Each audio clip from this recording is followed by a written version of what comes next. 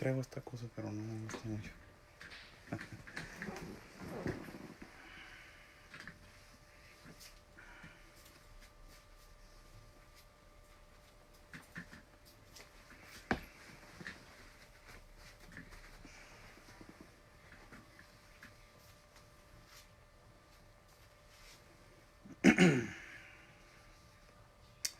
How's everybody doing? Share, people, share so we can start. We're right here in the Agape shelter where we are right here in front of Milagros. Milagros, she is 16 years old. Is the story that we've been covering for quite a while now.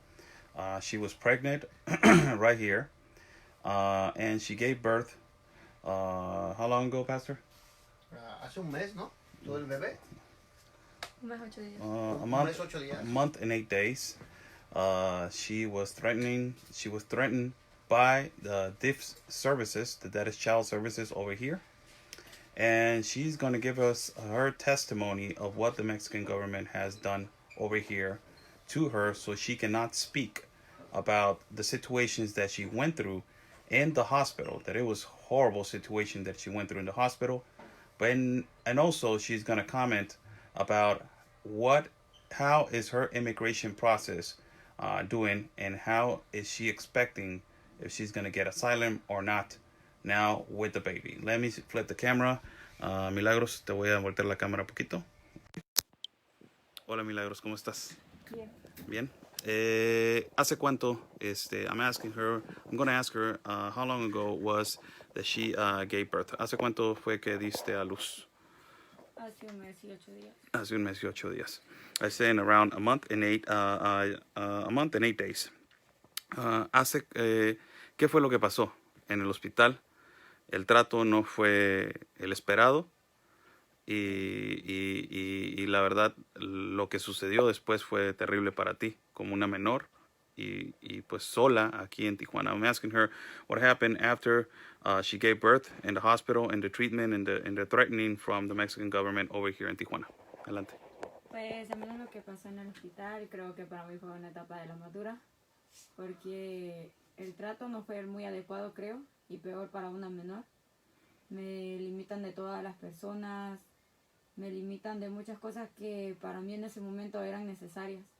Prácticamente me estaban como deteniendo ahí, como privándome, porque no me dejaban hablar ni con mi familia, ni con ningún conocido, ni siquiera podía recibir visitas, ni nada. Prácticamente me sentía ya como en propiedad del hospital, porque eran los únicos que decidían sobre mí en ese momento.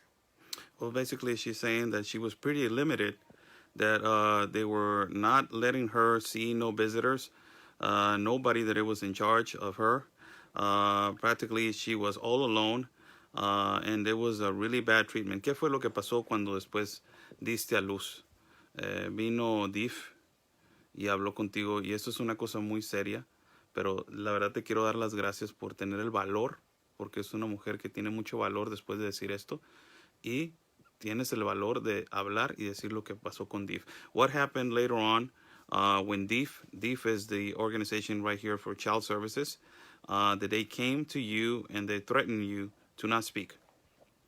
Pues después de que nació mi bebé, tuve la visita del DIF. Pues prácticamente ellos habían dado una orden al hospital para que solo ellos pudiesen entrar. Incluso en un momento me llegué a sentir como que DIF ya iba a tomar propiedad de mí, porque estaban insistiendo de llevarme a otro lugar. Incluso eran los únicos que entraban, eran prácticamente los que como que se habían adueñado de mí, habían tomado como la tutela de mí, porque prácticamente no dejaban que ni mis hermanas ni mi papá pudiera tener contacto conmigo. Well, practically, child services, what they did is, they were not letting nobody contact me, not even family members. And I thought for a moment that they were going to take me and take my child away from me. And also they were going to take, care, they're just private from my liberty. ¿Qué más sucedió después de que estuviste ahí en el hospital? What else happened right there that you were in the hospital? Pues prácticamente se hace una gran controversia, porque, bueno, yo al momento de estar en el hospital, yo decido ponerme un dispositivo, y prácticamente los del DIF empiezan a hacer una gran revolución, empiezan a firmar papeles, a mover papeles, a tomar decisiones que tengo que tomar yo, empiezan a poner prácticamente decisiones que son mías en las manos de otras personas y prácticamente me están quitando a mí el derecho a decidir algo que es sobre mi vida, no es sobre la vida de ellos. Wow. Dispositivo, ¿cómo se dice en inglés? Contraceptive. ¿Cómo? Es un contraceptive, ¿no? Contraceptive? Yeah. Okay, so what they are saying, gracias, Pastor. What she's saying is that basically Deef was, she decided to put a contraceptive or a birth, a patch, or most known as contraceptive. She decided to put it on her, so for protection on the future. And Deef started going in there and telling her, no, you're going to do what we say so, practically taking decisions of her life and, and telling her what to do and what not to do. Y después, ¿qué sucedió? Después de eso. Después del dispositivo que te lo pusiste, ¿qué es lo que fue lo que hizo Deef? Después del dispositivo empezaron a decir que nadie podía entrar, pusieron una orden de restricción porque dijeron que otras personas estaban tomando decisiones. No, adelante. Practically what she's saying is that after that it got really worse. They they put a restraining order on everybody to come in. That they didn't let nobody go in, and I was alone, and I was fearing for my life. Después, ¿qué sucedió? Luego empezaron a inventar falsos, porque incluso Deef inventó falsos, donde incluían a Pastor y a otro periodista, que decían que ellos querían introducirse al hospital diciendo que eran mis papás y que uno de ellos era el papá de mi bebé, y cuya cosa que nunca pasó, y fueron calumnias que Deef levantó. Then later on, Deef were saying that, my dad was there, and also they started spreading lies about the pastor, and, and basically all this, it was fabricated by Deef. Well, Yes. Actually, Deef told her that I was saying that I'm her dad. And Deef was saying that a reporter that was there, that the reporter said that she was the dad of the child. And the reporter never said he's the dad of the child. And I never told Deef or the hospital that I'm her dad. Actually, I always said, this is our shelter, and she's just here with us. So that was the confusion. So they said, Pastor cannot visit you because we have proof he's not your dad, and he's saying he's your dad. And the reporter cannot visit you because he says he's the dad of the child, and we have proof he's not the dad of the child. So basically, he said that the reporter was going like undercover, saying that he's the dad of the child, so he could interview her. Wow. Y después, and after that, what happened? Después de eso, ¿qué sucedió? Pues después de eso, prácticamente me habían retenido hasta el alta del hospital. ¿Cuánto tiempo? Casi 4 días. So they detained me there for 4 days. I was going to get relief quickly, but they detained me there for 4 days. ¿Y después? Pues ellos remitieron una orden en la cual ellos daban constar que no podía pasar ni aún mis familiares. So they put a restraining order that they were saying that not even my family members can come in. Que solo podían mantener yo visitas y contacto con el DIF. That the only people that they can visit me, it was the child services. Y a lo que ellos tomaron de excusa para remitir esa orden fue de que personas ajenas estaban haciendo pasar por familiares míos. And they were saying that, for them to go ahead and put that order in, the DIF to do that, it was because the reason why they had this reason that other people were passing by as their family members. Inmediatamente cuando ya sales de ahí del DIF, existe el temor y existe el miedo de que te quieran quitar a tu criatura. ¿Qué es lo que más tuviste tú que pasar? Fue un trauma psicológico muy fuerte para ti. Después de esto te mantuviste encerrada en el cuarto, no querías salir, no querías ver a nadie, no querías hablar con nadie, y esto no lo ve el DIF. todo el trauma psicológico que te causó. This is what I'm asking her. Like, after that, she was afraid for her life. She was afraid that child services, was going to take away her child. And I saw it, that she was in her room. She didn't want to come out. She didn't want to say nothing. She didn't want to. She was afraid that child services was going to take away her child. So she just caved in, and through this, trauma, that she didn't want to say anything. ¿Qué fue lo que sucedió? ¿Cómo te sentiste por tanto tiempo así? Pues al menos para mí lo más duro, se puede decir, no fue estar encerrada en el hospital. Para mí lo más duro fue cuando yo salí del hospital, porque directamente yo recibí, se puede decir, para mí fue como una amenaza del DIF, que cuando yo salgo me dicen, si tú sigues en ese albergue, voy a ir y te voy a quitar a tu bebé. Wow. She said that the most hard thing was not in the hospital. It was when she came out. Child services said, if you go ahead and go again to that shelter, we are going to that shelter and take away your child. Y después de eso, ¿qué hiciste? Pues prácticamente desde ese momento en mí hay un temor, porque soy una migrante como todos. No vengo acá teniendo una casa donde llegar, un lugar donde tener. So practically, I felt afraid. I'm a migrant. I don't have a home, and so where am I supposed to go live?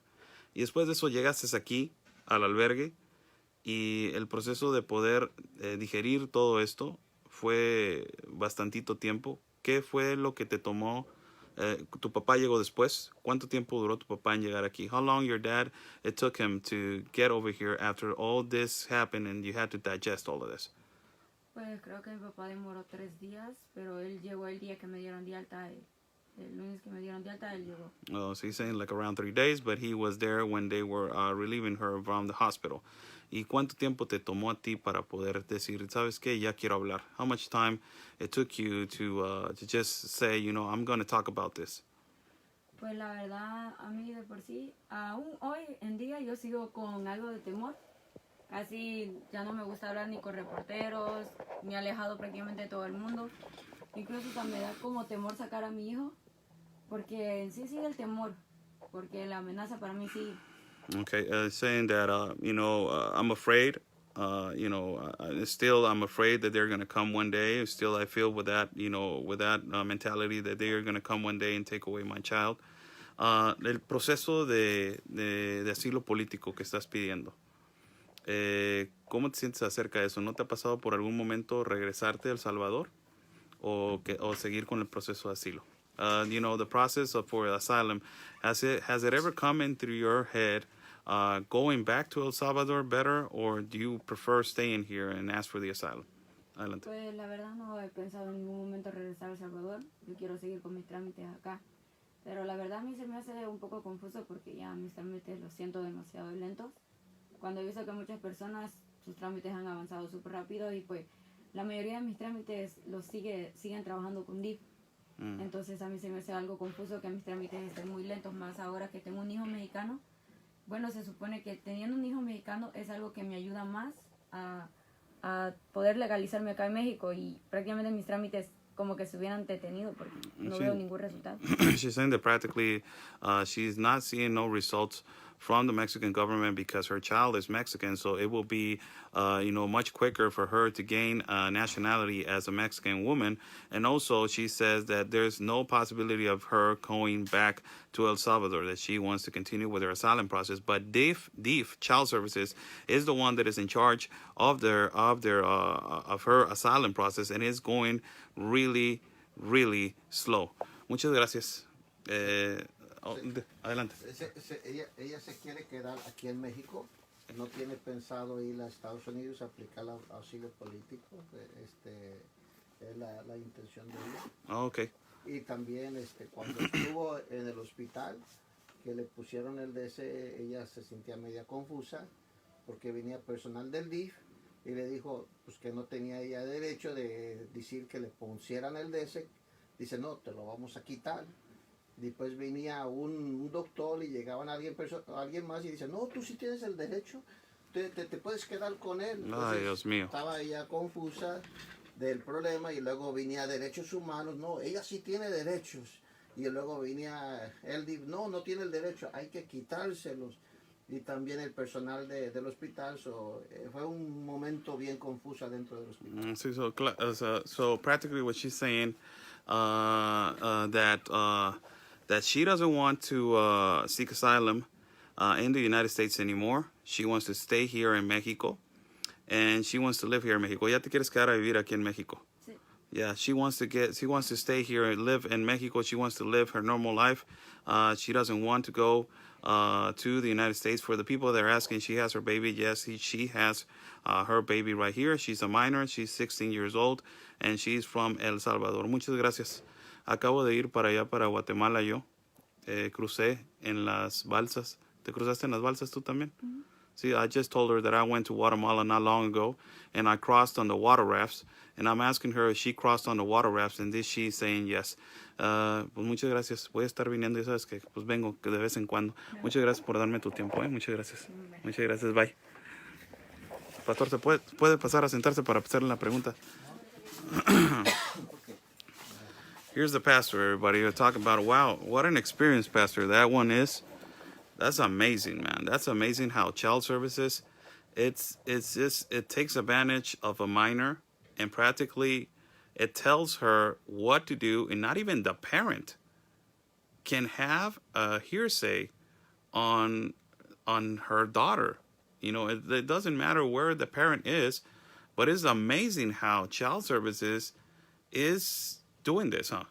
Well, actually, child services was doing this not because of her, and not because of the shelter. Basically, the problem is the press. Child services, they don't want the press to get involved. So they were reporters from the international, from the United States, and also from here, from Mexico, and always hearing her story, things that she went through, because she's been a fighter.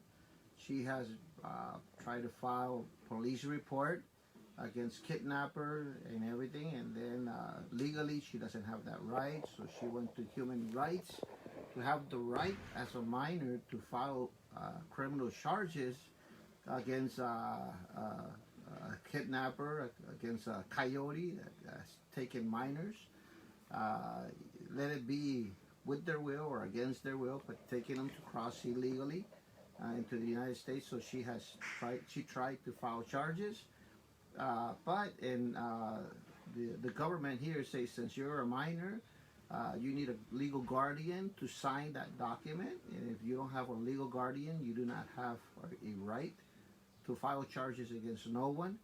So she went to human rights, complained that she believes she does have that right, and that any minor should have the right to file a police report if they believe that somebody wants to do harm against them. And basically, since things were not coming out in Mexican law, is not protecting the child, that a child could press charges, she went to the press. So this came international, different places. And basically, that's the main reason that Child Protective Agency, they wanted to take her away from the shelter, because too much press coming here, and then also in the hospital and everything. So they wanted to squash everything, that everything don't come out to light. But at the end, I think they were just trying to protect their backs. Mm-hmm. Their backs and everything, instead of looking for the best interest of the child, they were looking for their own self-interest. And the other issue is that in the hospital, they told me, the only way that they could take care of her and everything, I needed to sign a document for them to put something so she won't have a child for the next 3 to 5 years. And I said, that's not my choice. I cannot sign for something like that. First of all, I'm not the legal guardian. Second, I'm not the parent. She's just in my shelter. And I said, you ask her. They said she doesn't have that right to sign for anything. And then, at the end, they said, well, if you want us to take care of her, you need to sign. And she was in labor pain. She was crying. They took her to her room. I felt pressure, so I signed the document so that they could put that on her. And I said, well, I'm signing, but what I'm signing is that I agree with whatever decision that she makes. And it looks like later on they went and talked to her. She said it was okay, so she signed it. But they did not give me an opportunity to talk to her, that if it was correct, if it's okay with her, yes or no. Since they did not give me that right or opportunity to go and talk to her, they said, no, I cannot see her no more. I went to Human Rights and filed a report and said that her rights are being violated. That me, that's not a legal guardian. Me, that's no family member. She's just on my child. I have a right to say what they could put in her body and everything, but she does not have that right to make that decision if she wants something to put in her body. And I felt that her rights were being violated. So Human Rights got together, talked to Child Protective Agency, and said that's wrong. That someone that's a total stranger has the right to sign to put something on her body, and the minor don't have that right. So Child Protective Agency went over there, and then they said, "Oh, pastor did not have no right to sign that document." I was pressured to do it, so that's why they put like a restraining order that I cannot visit Milagro, because they said that I took an authority that I wasn't supposed to take on my hand. That's what I was told. And with the reporter, he's from the AP. He had already asked permission from the hospital that when the child was born, for him to go interview, take some pictures. He was already authorized to do that, to go there. But since all this happened, that about her rights being violated and everything, they told him he cannot talk to the child or anything. So in the beginning, somebody from there said, "Okay, come on in." But when they saw all the complaints and everything, they did not want to answer no questions to the reporter. They said that I needed to be there, so I went with him. And they're telling me that there was a lot of legal problems. They said, we already put something on her so she won't have a child. But since you guys went to Human Rights and everything, we're going to take it out from her. We're going to take that ship away from her. And then later on, they talked to her, and she said, no, I want this to stay on me. So it was a legal battle. Then her dad come. The dad had already a restraining order for him to visit his daughter. Allegedly, they wanted to look proof against the dad that for negligence, for being a bad parent or something. I could only imagine that since she's an unaccompanied minor and he came, so probably they say like negligence and everything. Mm-hmm. But they need to have proof for that. So when we go there with the dad, when going there with the dad, they said, "I'm sorry, the Children Protective Agency has total responsibility of the child. We have total custody. You don't have no right as the dad right now, and we're in control and everything." And they start interviewing him, but right there was sneaked in the reporter from the AP. He was there, and they were asking me questions like if he was drug addict or drink beer or something. They wanted to get any kind of proof that he's a negligent parent and that he's been abusing his daughters and everything to take away his rights. So, and then they said, well, if you want your daughter, you need to pay to get her out of here by close to 6,000 pesos. And then, but she had an insurance they call Seguro Popular that was supposed to pay for it. Children Protective Agency said, no, we're not going to pay for it. Even though she did have the insurance, they said the dad needs to pay for it. They call me, I go to pay the money. Then the reporter gets mad from the AP and said, wait a minute, you're violating her rights and also the rights of the dad. First of all, you don't have no proof against the dad, and you want to find out if he's in drugs and if he's an alcoholic. And, you want to find out so many things to have proof against the dad to take away the legal custody. Plus, also, you're taking the right because she already has an insurance to pay for this medical bill. Now you want him to pay. So Children Protective Agency came out with the medical staff and told the reporter, "Who are you? Are you his legal representative, the dad's legal representative?" So he got mad. He said, "I'm from the AP. I'm a reporter." And they got mad. Basically what they did is they called security and kicked them out. Get them out of here. You were supposed to ask a special permit for this interview or something. You did not do this. You did not do this. So security took them out. And then right away they had to call down la subprocuradora, the chief of Children Protective Agency. And they said, "I'm sorry, we made a mistake. The reporter was listening to everything that was going on here. And there's a document that's saying here that the dad doesn't have a right to visit her child and everything. And I have the dad here." So they have to fill out a paperwork saying, "Okay, we're declining that the dad's not negligent, so he cannot see her. So now we're going to give permission that the dad could see her, and we could release the child to the dad's custody.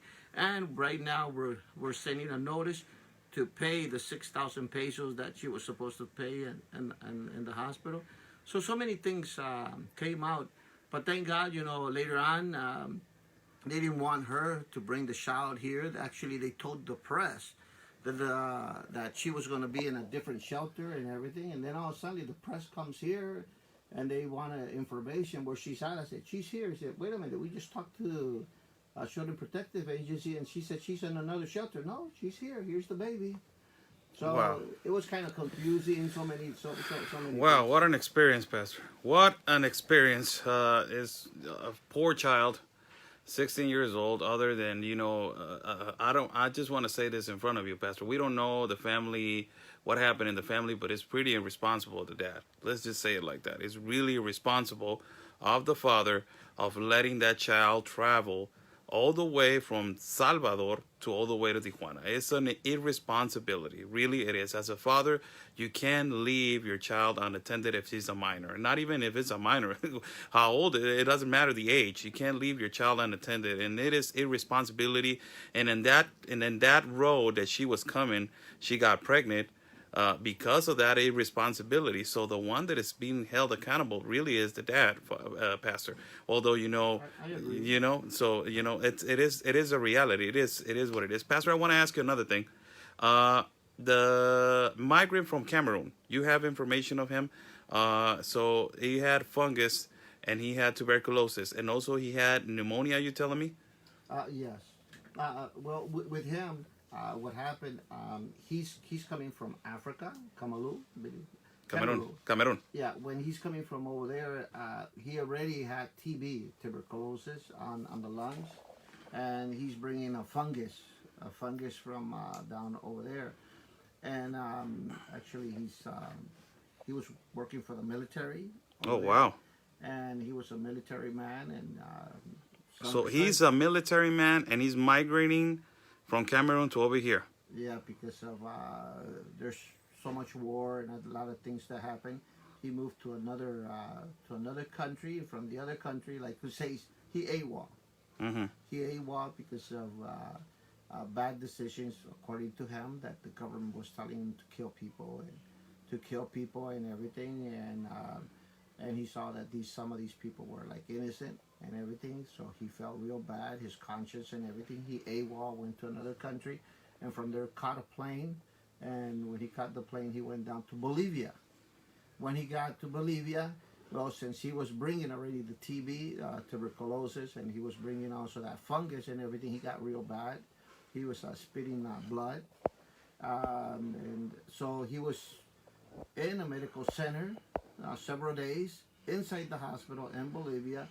And then he came out of the hospital and continued with the caravan, but did not do the follow-up on the treatment with medication, did not have the medication with him to do the follow-up. When he gets here, he's all sick and everything, and he feels bad. He's bringing the x-ray, he's bringing all the paperwork from Bolivia. Look, this is what I have, I need help and everything. He talks to immigration agency here in Mexico. There's paramedics that are from they call Grupo Beta. They have paramedics, medical doctors there. So he goes to the medical doctor, say, look, this is my paperwork. This is what I have. I need treatment. I'm real bad. The government here from immigration, they thought those documents were fake, and they were saying, no, these are fake documents, and sometimes they bring things like that, so I could speed him up so that he could go down to the United States. So he talked to me and said, those documents are fake and everything. Could you take them, Pastor, and help them out whatever you can? So I took them in, not inside my shelter, but I took them down to the doctor, different places, and it comes out that it's true. All the documentation were true. So I took him to the general hospital. They did other x-rays. Right now he has pneumonia. They give him treatment for the pneumonia. So he has pneumonia and tuberculosis. He has pneumonia, and what happened is he went fasting, and he had to spit in a little can. So he's Muslim. No, he fasts. Yeah, he had to fast, so he could do that. In so for the medical treatment. Oh, okay. That was a requirement. You go fasting. Okay. No water or anything, and then you spit, and then when they took it, you take it to the hospital. The reason why I asked that he was from that particular religion, Pastor, is because a lot of people from Cameroon are from that particular religion. So I'm sorry to interrupt you. So go ahead. No, sorry. So he spit it there.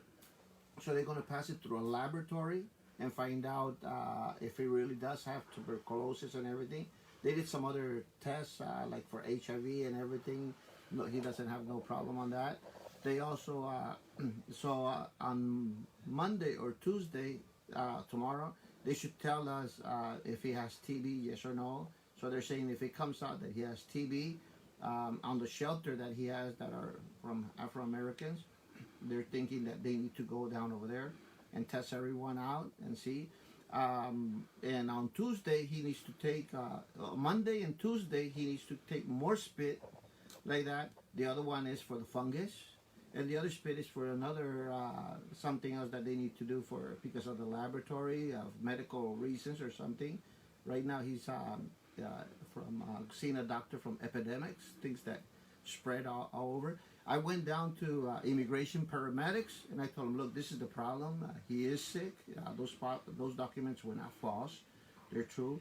And so now, Grupo Beta from immigration, they talked to me. They talked to him also.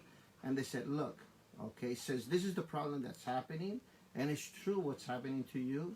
I'm sorry, even though you have a number, when your number comes up, I will not permit you to enter into the United States. Being sick, you will not enter into the United States. I need a document from here from Mexico, signed by the doctor that says that you're doing okay. Because since everything came out public and everything, if you go to the United States and cross over and you have this infirmity and everything, what's going to happen is they're going to shut down the border. No more numbers and everything until we clear up this problem and everyone that's sick. So we need to take responsibility here in Mexico. He talked to me. He talked to him also. So he said, you need to do the follow-up with the doctor. Get something signed with the doctor that you're okay, and then I will allow you to cross into the United States so you could apply for political asylum. Wow. Well, that is, wow. That is some experience, man. We're getting so much things every day, Pastor. I want to thank you again. Sure. I want to thank you. I will do a live video outside of the shelter. Thank you so much. Again, thank you so much. I'll see you in a chaparral. Like every day we go over there. Okay. All right, Pastor. Hold on, people. I'm going to put the camera down for a little bit so I can put my equipment on.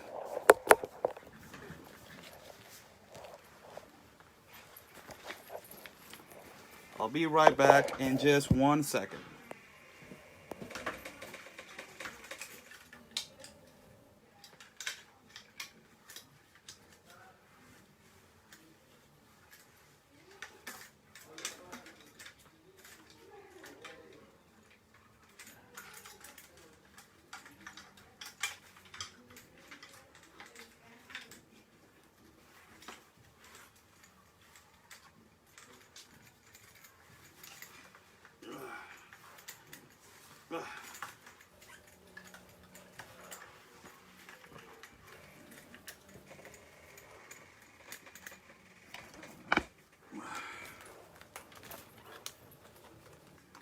almost there, people. Bear with me a little bit.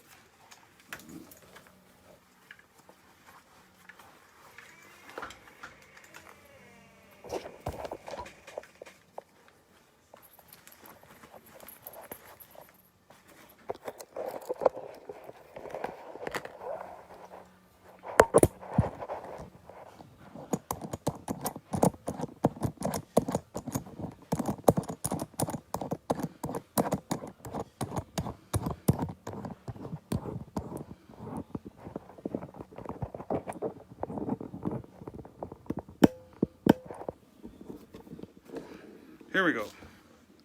We're good. Can you guys hear me?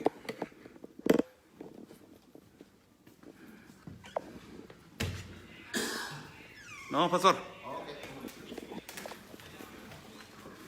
Let me see where my keys are at.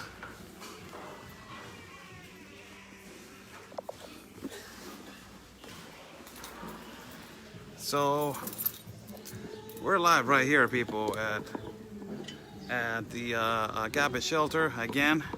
Like we always come here and give you guys the update. This is the problem right now. There's two problems. We saw an interview right now regarding the minor from El Salvador. Her name is Milagros. This is the problem with that. They're coming to this country thinking that the medical attention is going to be great. We have a lot of Mexican women that they're giving birth outside the hospital. It has happened in the general hospitals over here. Also, who need to be held accountable for all these mistakes? The number one person that needs to be held accountable is the father. In my perception, how can you leave and how can you let your daughter to just go on this journey for asylum all the way from El Salvador and cross all these countries and go alone and cross borders and cross on a water raft, not knowing who is she going to encounter on the way, if she's going to be safe, if she's going to be raped, if she's going to be, whatever it comes in the journey, that is, it is really irresponsible. From the father, number one thing, from the father, the parents, the education for me, it starts at home. So, this kind of mistakes, this is a mistake. This kind of mistakes and errors happen on the way of migrating, from the south to the north. This is a minor, 16 years old. She got pregnant on the way over here. And now that she's pregnant over here, she doesn't want to migrate to the United States anymore. She wants to stay right here and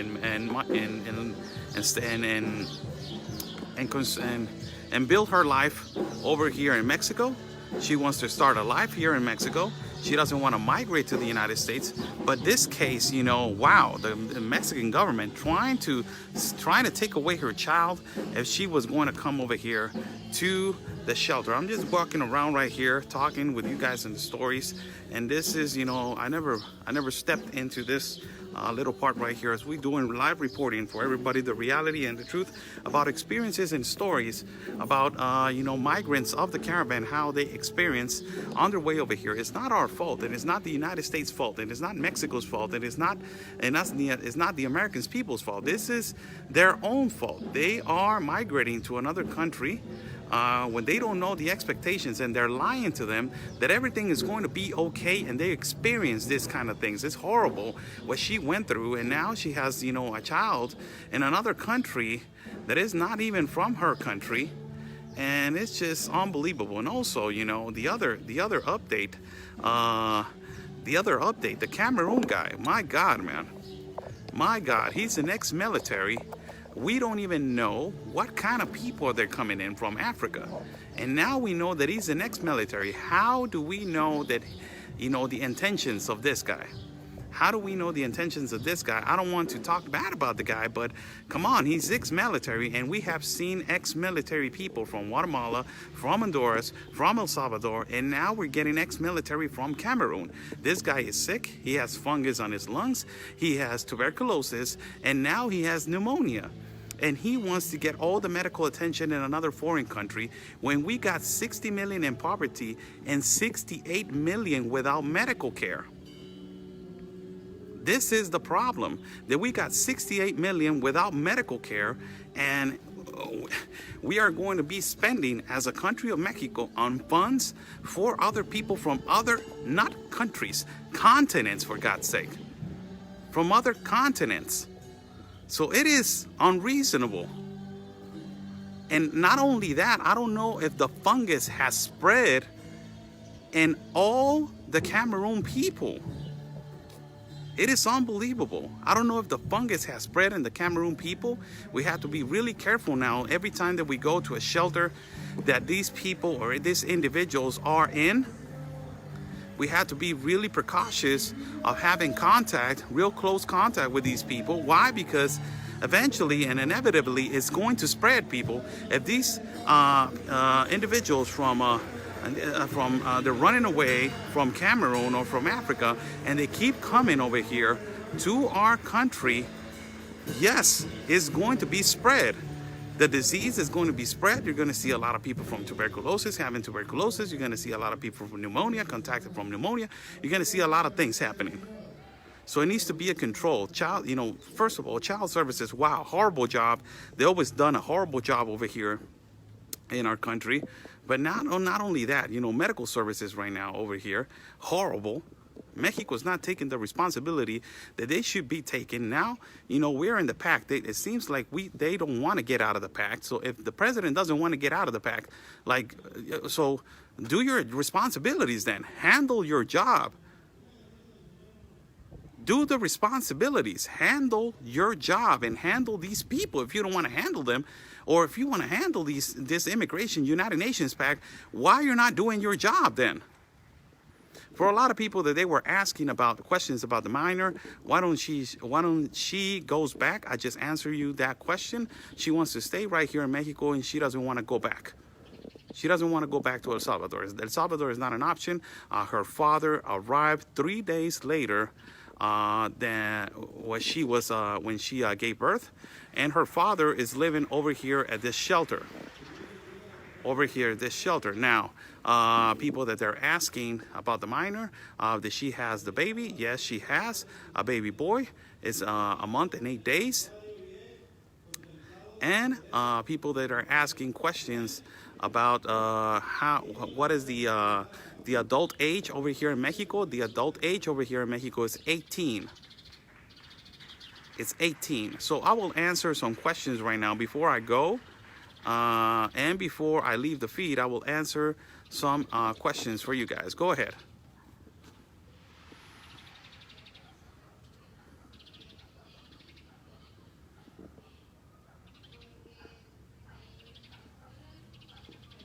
Where is the baby? The baby is right there in that last part of the shelter right there. That last house is where Milagros lives. That's the baby lives and sleeps with her in her bed.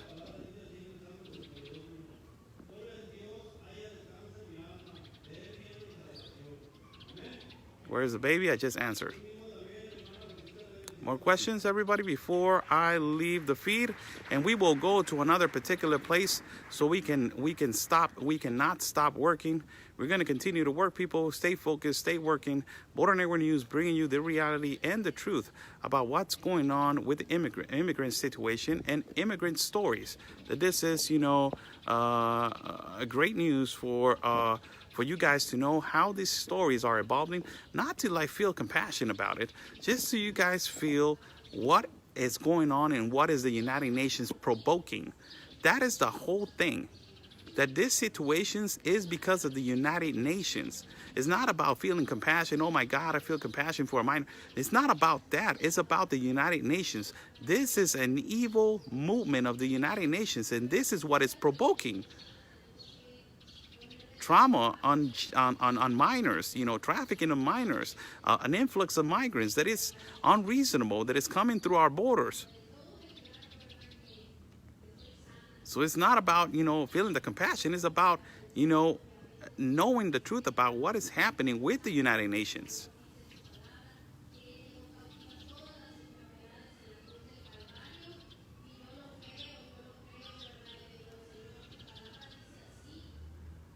So I will cut the feed now. It was nice talking to you guys. We will see each other probably in a few minutes. We will see each other again. We'll be broadcasting from another location.